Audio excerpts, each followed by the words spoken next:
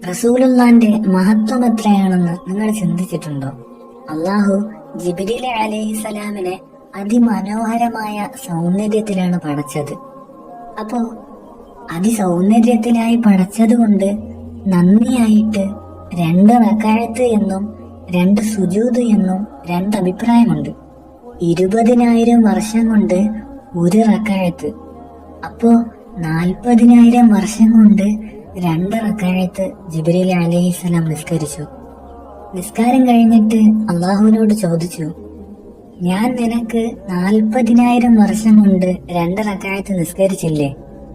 ഇതിനേക്കാൾ മഹത്വമുള്ള ഏതെങ്കിലും നിസ്കാരമുണ്ടോ ലോകത്ത്? അപ്പൊ അള്ളാഹു പറഞ്ഞു, അതെ ഉണ്ട്. അവസാന കാലത്ത് ഞാൻ ഏറ്റവും ഇഷ്ടപ്പെടുന്ന ഒരു നബിയെ അയക്കും. ആ നബിയുടെ ഉമ്മത്ത് 2 റക്അത്ത് നിസ്കരിക്കും. അവര് ആദ്യത്തെ തക്ബീറിൽ മാത്രമേ എന്നെ ഓർക്കുകയുള്ളൂ. അത് കഴിഞ്ഞാ പിന്നെ ഒരു ബോധവും ഉണ്ടാവൂല.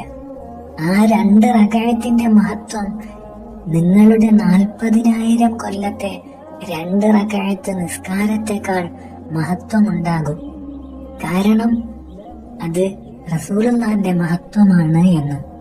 ശരിക്കും ആരാണ് റസൂലുള്ള? റസൂലുള്ളാക്ക് അള്ളാഹു കൊടുത്ത മഹത്വം എത്രയായിരിക്കും?